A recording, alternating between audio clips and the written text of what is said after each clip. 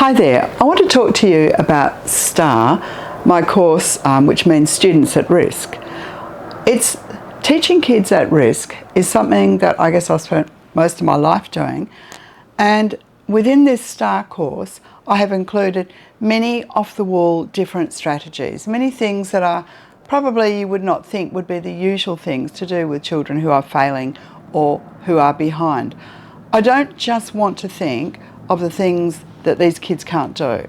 And I don't want it to be like that. I want to look at what are their talents, what are their strengths, how can we maximise those to then go to the areas where they're very weak. So the course is very, very practical. There's a lot of creativity in it, a lot of strategies that I don't think that you would have used before, but we have actually used them with children for many years to get results. This course is really about showing kids that everybody can learn.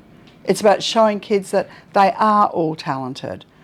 And it's really about hope. It's about giving these kids hope so that they start to realise, I'm okay, I'm really okay, and I'm going to be able to do this. It might take me longer and I might need to do it in different ways, but I will be able to do it.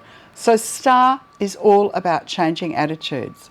It's about changing our own attitudes towards these kids and realising that they are talented.